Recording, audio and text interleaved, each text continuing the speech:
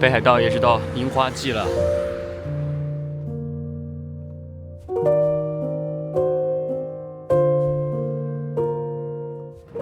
大家好，我是老宋，今天要从札幌出发，去附近不太遠的一個海邊的小城，叫留萌。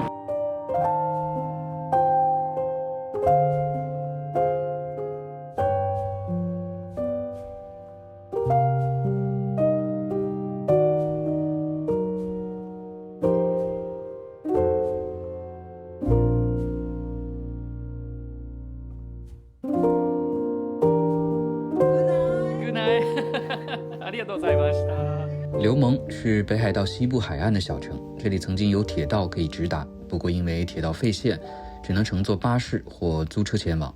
但因為巴士班次較少，所以老宋今天選擇租車。之前有很多朋友詢問關於日本租車的推薦，我常用的一個叫做 Toku 的租車平台可以推薦給大家。支持多語種，而且集合了日本各大租車公司的不同車型，可以直接比較選擇，使用起來非常方便。到了，今天租的是這個尼桑租車公司的大通店，是離自己酒店比較近的一個店。一応5店こちらで近くのガソリンスタンドのマップになっているので参考に。わかりました。はい、ありがとうございます。トランクに入れますか？はい。すみませ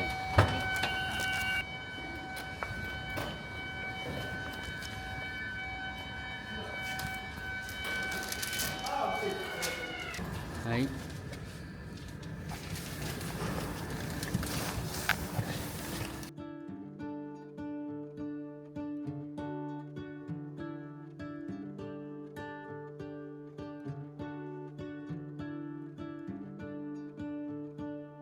來日本旅行，如果只待在城市裡，其實是有點可惜的。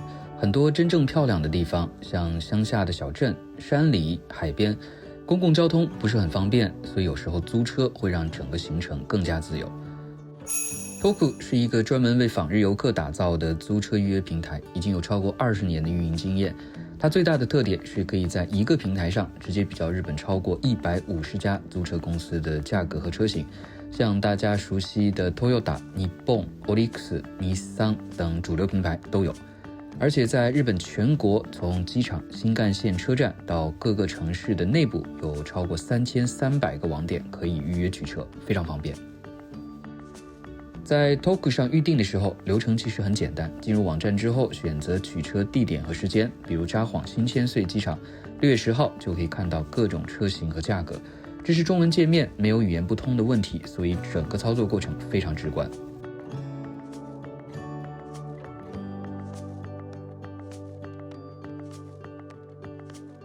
另外說到租車，其實大家也比較關心事故保險方面的情況。通過 Toku 預約的話，系統會自動包含 Toku 獨家的安心保障，覆蓋營業損失費和拖吊費用。如果再加上免責補償方案，保障就會更加完整，駕駛也更加放心。我也比較推薦大家在預約的時候就盡量把保險一次性買齊，這樣取車的時候也比較省時省心。當然，如果你有一些特殊的需求，比如兒童座椅、ETC 卡、雪胎等等，基本上都可以滿足。如果大家是開高速， Toku 會提供日本高速公路無限次使用的高速公路通行證，你也可以提前預約 ETC 卡，到達後直接在機場或者便利店領取。基本上每次在 Toku 租車拿到的車都不錯，今天這一台是尼桑的 Note e-Power， 整體車況非常好，像導航、倒車影像都很齊全。如果有打算在日本自駕旅行，下次推薦大家可以試試看 Toku。現在通過影片下方的鏈接進入網站，使用屏幕上方的優惠碼就可以獲得1000日元的優惠。當然，自駕最大的好處就是可以輕鬆前往沿途想去的地方，旅行節奏完全選擇自己最舒服的方式。石獸灣，北海道真的是龐大的山海啊！現在有很多人在這釣魚，怪不得我看外面還停了不少車。遠處的山上還能看到雪，哇，對面的這雪山更清晰，尤其在陽光下，現在光線特別好。怎麼突然間有點想起了富山的雨晴海岸，晴天下都會看到對面的這個雪山的。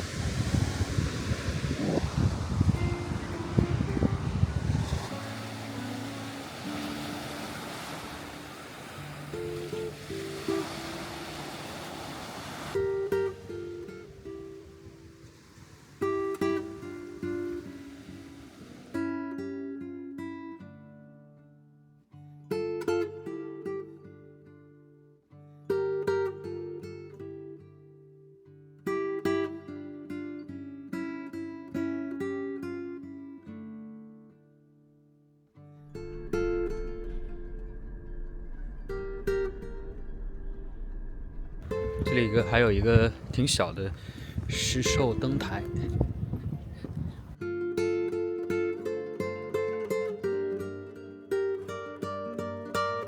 可以顺着这一直往里面走。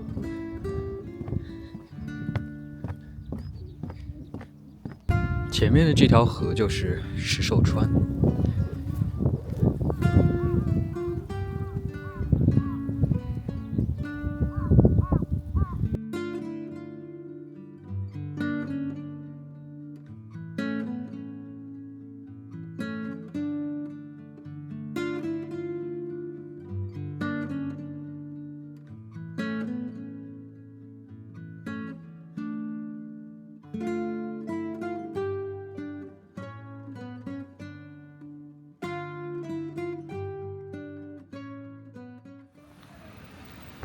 基本上日本公路旅行的话，少不了的就是这个米基诺駅，应该大家也見過很多次了。公路休息站，這邊石首市後田地區，它有一個這個休息站，剛好中午的時間可以在這兒吃個午餐。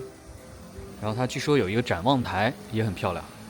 它這裡有2層，一層的話是一些賣特產的，然後2樓的話主要是飲食區。感覺這個地方還挺受歡迎的，挺熱鬧的，人還挺多的，因為可能剛好是中午時間，很多人都會來買這個冰淇淋。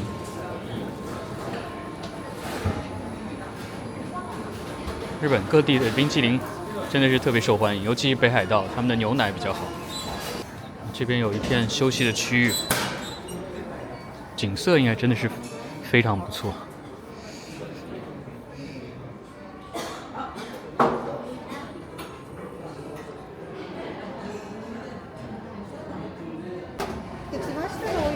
ありがとうございます。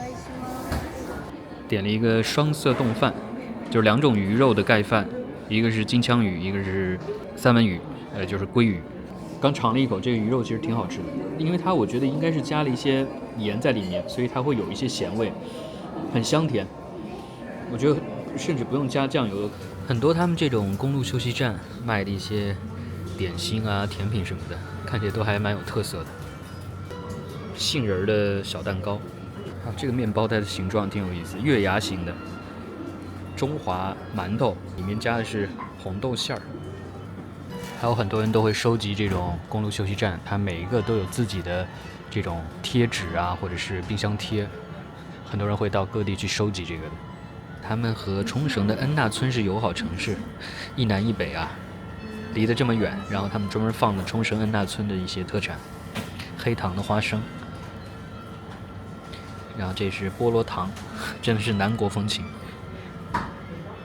哦，不止那些，還很多。這邊還有沖繩的這個紅燒肉的麵，沖繩的黑糖，連這個 spam 都有。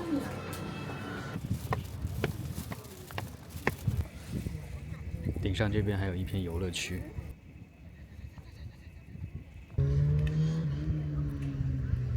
買了一些剛剛那個蛋糕，然後還買了一個當地的蘋果汁。之前有朋友留言說，哎，老宋你現在怎麼不喝蘋果汁，老喝可樂？其實我真的是，如果是出國的話，我通常胃口會不太好，尤其是到歐洲的地方或者其他地方，所以我喝可樂的話，胃口就稍微好一些。但是在日本的話，我還是經常喝這個蘋果汁的，尤其是到各地去，都會買一個當地的這個蘋果汁嘗一下。哇，剛嘗了一口，這個味道還不錯，它是會更稍微偏酸一點的這個口味，不是特別甜。很多日本的這個蘋果汁很甜很甜，它的甜度會比較高一些。這個我覺得酸味會更重一點，不過其實挺好喝的。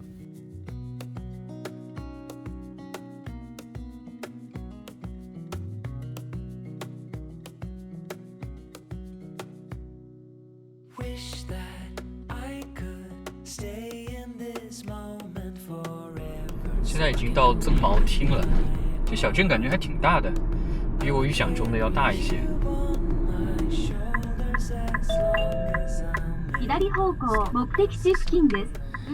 這裡可以看到有鐵道線，以前這邊也是有鐵道的，現在早都廢線了已經，但是它的這個舊車站還是留下來了。旁邊的這個灰色的建築就是它以前當地的車站。然後你看漢字的話，叫增毛站，所以其實這一站還挺有意思的。日本人也會看這個字兒，跟中文的這個理解其實是一樣的，就是增毛，毛髮增多的意思。所以有些人也會到這個地方來，稍微的虔誠的拜一下，祈求自己的頭髮能多一些。對中年男性來說很重要的一個地方。現在整个老的站厅還是留下來了。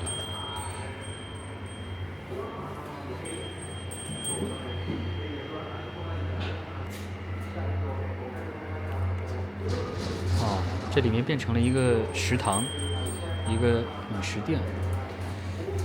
增毛，現在這條線已經完全沒有了。以前的這條線叫流蒙線，也就是今天要去的地方。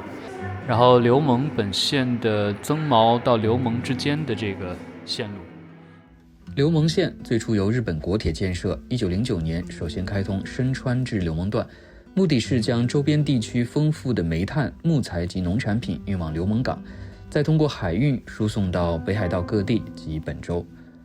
隨着線路逐步向北延伸，1931年全線通至增毛，形成深川站至增毛站全長約66.8公里的完整路線。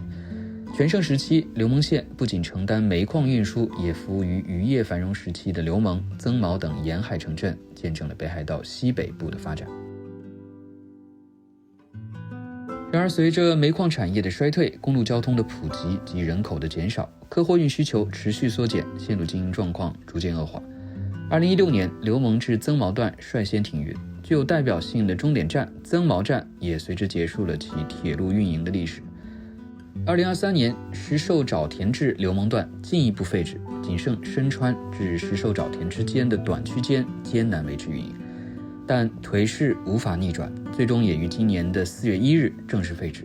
至此，流蒙線全線徹底消失。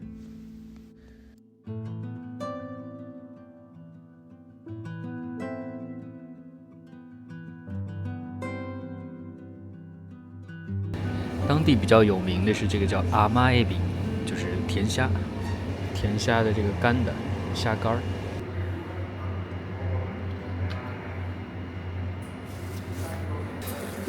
買了一杯當地的這個甜蝦湯，200塊，很鮮的這個蝦煮的湯，非常好喝，而且200塊他給了2個蝦，我覺得其實還挺划算的。這邊也有他們的車站的這個大家的留言簿，就是我挺喜歡翻翻這些東西的。然後你看這個人寫的，4月2號寫的，希望可以實際感受到日本頭髮少的人能夠毛髮更加旺盛。這邊還有台灣的朋友留言，第一次獨旅來自台灣。其實增毛町還是一個挺有昭和風的這樣的一個小鎮，就很多這種老建築留下來了。是個食堂，也兼觀光案內所的作用。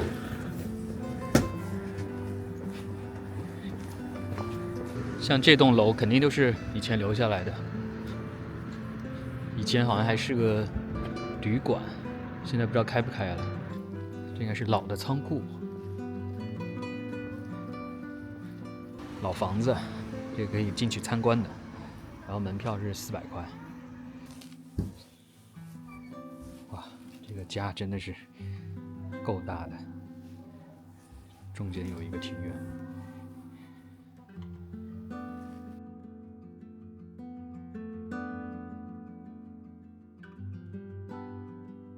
它這個解說還挺好的，還有中文繁體，中間留有個井的房間。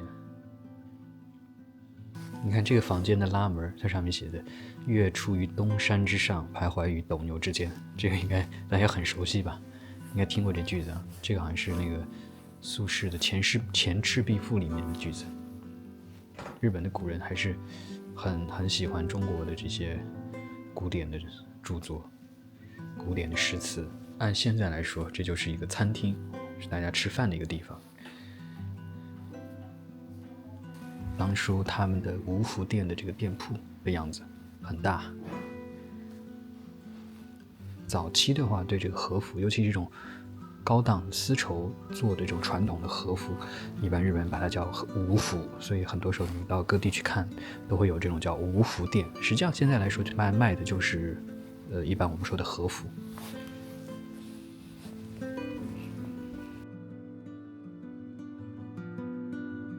寫的鋼琴，底下這大家都很熟悉了。麻將很小啊，這個麻將。吹風機這些對那個時候的人來說真的是奢侈品啊！這個還是烤麵包機啊，很早期的烤麵包機。這個你要不看名字，我真的也不知道它是制冰機，應該就是刨冰機吧。還有電熨斗 ，National， 就是以前的應該是早期的松下的品牌。曾茂也是當年的這個電影《車站》它的拍攝地，應該是這間房子被借出去作為拍攝的一個場景。離海真的很近，旁邊就是海鸥的聲音一直在叫。這條路走下去就是海了。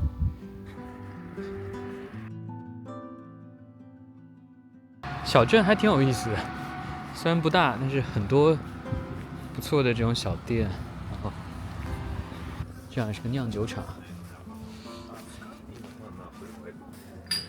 現在已經變成了一個紀念品和賣酒的一個店。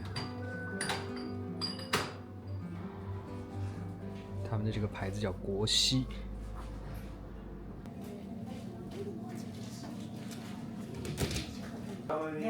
裡面是各種酒，這應該是他們所有的這個釀酒廠產的品牌，基本上都是清酒，除了日本有之外，除了清酒之外，還有啤酒。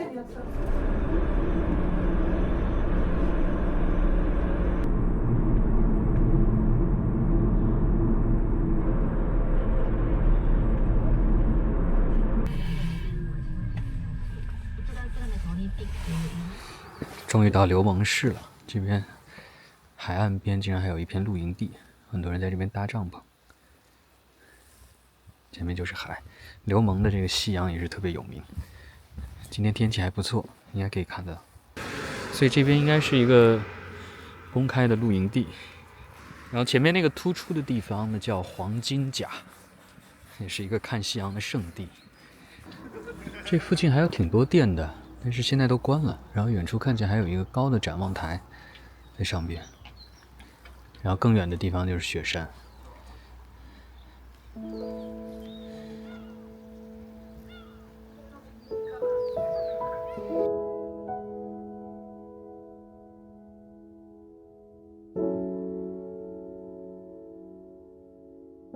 黄金甲波濤之門。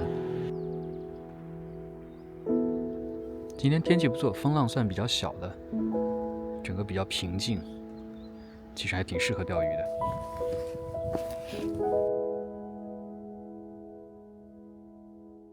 還有當地人專門到這邊來拍婚紗照的，然後趁着夕陽西下的時候。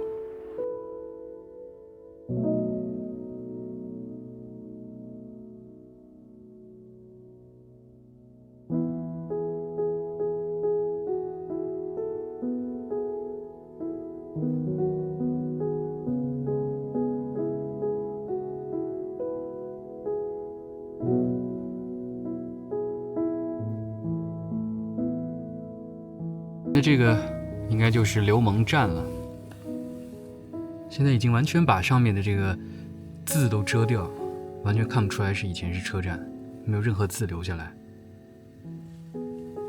这个还挺意外的，我以为它作为旧的站应该是保留下来的，不知道这个是要未来拆除还是改建成别的什麼東西。現在已經完全看不到任何字了。哦，仔細看的話，這邊還能看得到 JR 流盟站。也不知道他們為什麼把這字全部都給刪除掉了。像之前去的那個西張站，它還有一個橫幅寫着說感謝大家支持，這邊真的什麼也沒有留下來。車站前這邊還有一片這個應該是公營的住宅。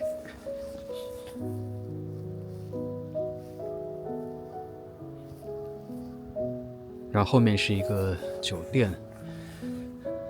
商務旅馆光陽館，我觉得这酒店应該也挺失落的。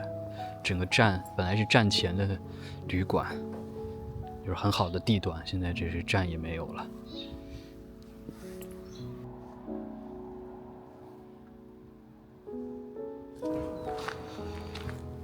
現在已經完全不讓進去了，周圍有這個鐵架子攔起來。這邊還可以看到站台，其實，但是它真的是完全把任何的痕跡都給它刪除掉了。從日本國鐵時代到今天，北海道鐵路的發展幾乎就是一部當地的資源開發與人口流動的歷史，而流蒙線正是其中最具代表性的縮影。明治後期至昭和初期，隨着北海道被納入日本國家的發展戰略，北海道各地大量修建鐵路，承擔着煤礦、木材及農產品的運輸，同時也帶動了沿線城鎮與人口的快速聚集。進入戰後至高度經濟成長期，鐵路網絡運輸逐漸趨於成熟，客貨運需求都達到了高峰，成為區域發展的重要基礎設施。但自20世紀後半葉開始，隨着煤礦產業的衰退、公路和汽車的普及，以及人口向札幌等核心城市的集中，地方鐵路的運輸功能逐漸削弱，沿線人口持續流失，有很多像流蒙線這樣的地方線路逐漸的廢止。曾經被開發過、繁盛過的地區也逐漸開始走向衰落，回歸自然。這也許是世界上很多地方正在發生或者是即將發生的狀況。繁華落盡，一切也終將恢復平靜。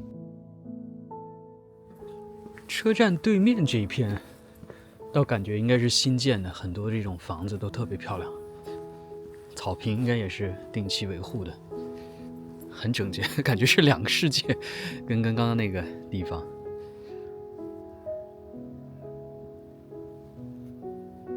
這片區域就很棒，類似於一個感覺像一個公園一樣。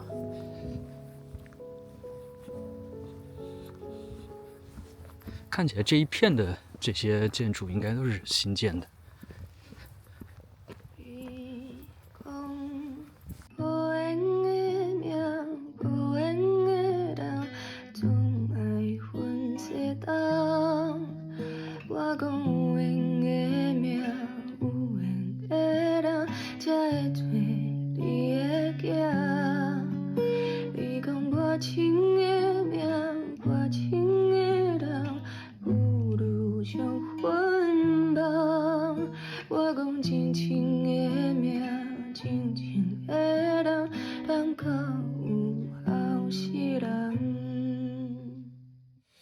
终于到酒店了，流蒙是当地的一個經濟旅館，單人房。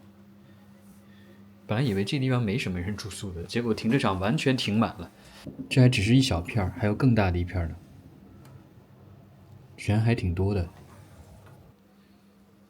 昨天在那個札幌也是，現在4月1號開始，大家以後到北海道來住宿的話，要在現場交一個宿泊稅，就住宿稅。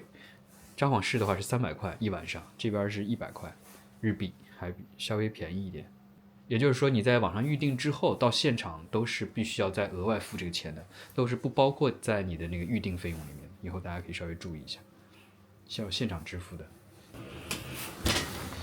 這邊是洗手間、浴室，也就是一般的這種3件套。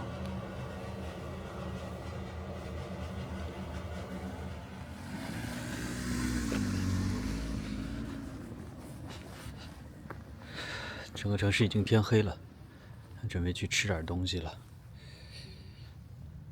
又到了找餐廳的環節。這邊看起來就是 snack， 就是小酒館。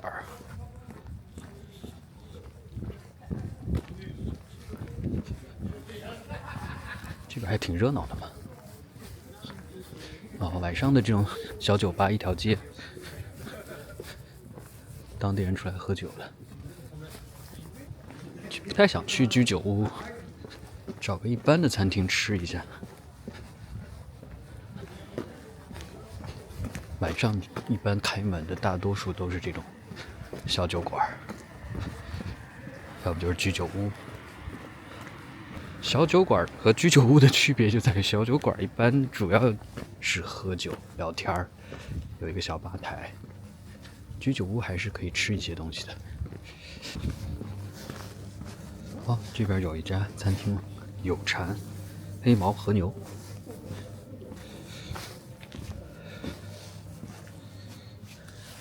哦，它是賣這個壽喜鍋的 sukiyaki 的，然後還有單人定食，其實也不錯。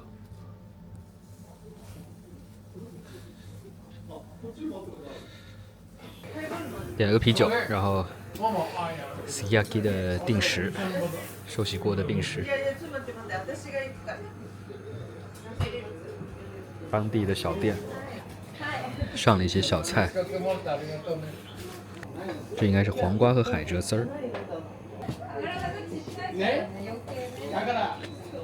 這兩個小菜的味道還不錯，有一點點酸辣的口味，剛好配啤酒。我其實還挺喜歡壽喜鍋的，有些人會覺得很甜，我倒覺得還可以，還可以接受。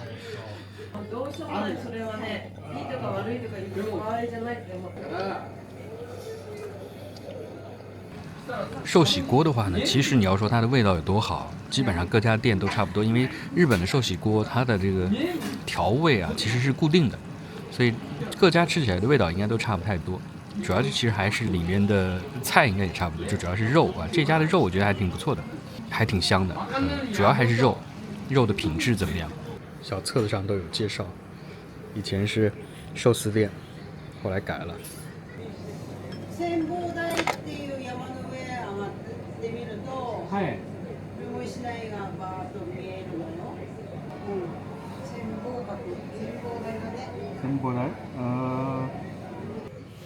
ママの顔映っても大丈夫ですか？どうぞ。ありがとうございます。どうぞ。皆さん食べに来てください。はい。ずっと奥行くと、はい。ああいう風にね、雲海の出る。おお、中のこの写真ですよね。すごい、これ見れるんですか？こんなに綺麗な景色。そうそうそう、雲海。すごいですね。そうですね、また来たいですね。ありがとうございます。美味しかったですね、本当に。この近くのホワイトハウスに泊まってますので、そうそう近いですね。バイバイ。グナイ。ありがとうございました。はい。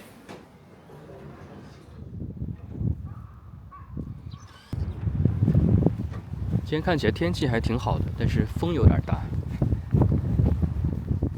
溫度比昨天要稍微高一些。這個附近應該算是市區最繁華的地方。應該他們這個地方沒有什麼所謂的商店街。昨天晚上吃飯的店就在這條路上。白天看起來真的是確實沒什麼人。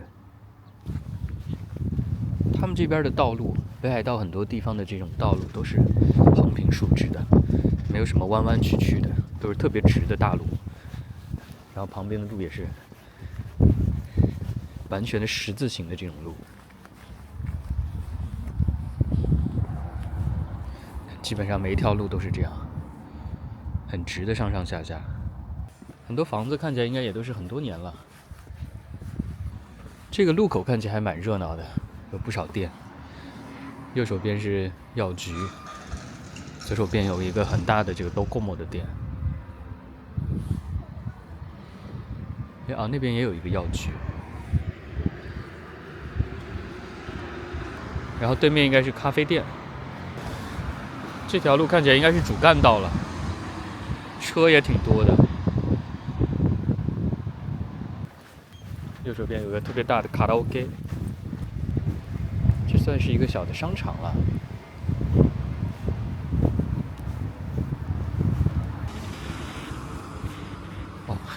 還有一家中華料理，香港家庭中華料理，還沒開始營業呢。香港風人氣，這跟香港有什麼關係？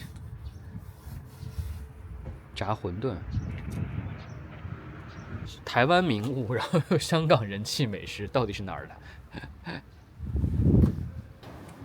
這條路真的是應該是比較主干道，所以它两邊有很多的餐厅。对面那家应该也是个餐厅。基本上在这种地方，大家也都是开车的，几乎很少有人在路上走的，基本上看不到路上的行人。这邊是他們的幼兒園，幼兒園門口的這個花倒是已經開了。今天幼兒園是放假的，週末。這個他們的活動場地是露天的，很多日本的幼兒園他們都是會圍起來的。這裡還有一家岩盤浴，類似於桑拿的地方。在北國之地，這種桑拿岩盤浴應該會非常舒服。然後北方很多日本的城市，他們都是有俄語的，除了英語以外，還有俄語。樂器屋，也不知道這家店是不是還在經營。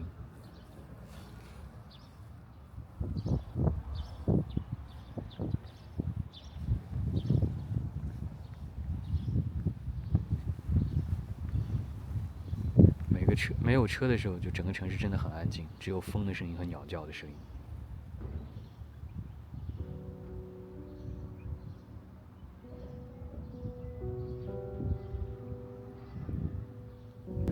對面是劉蒙的紀念病院，應該也就是他們市內最大的醫院了，應該。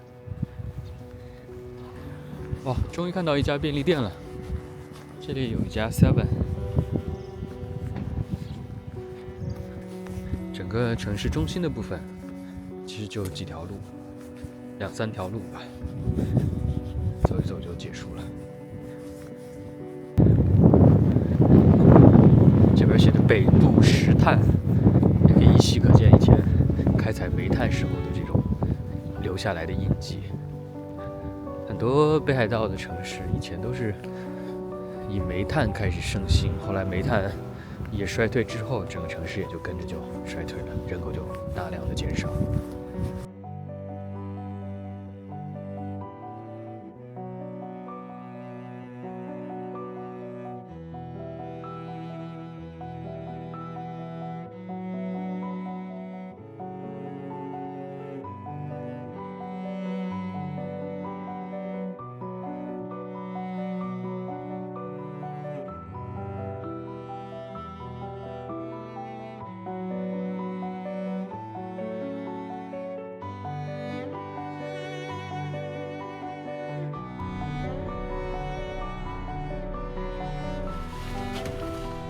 這裡是昨天吃飯的時候那個老闆推薦的展望台，叫千望台，真是完全一個人都沒有。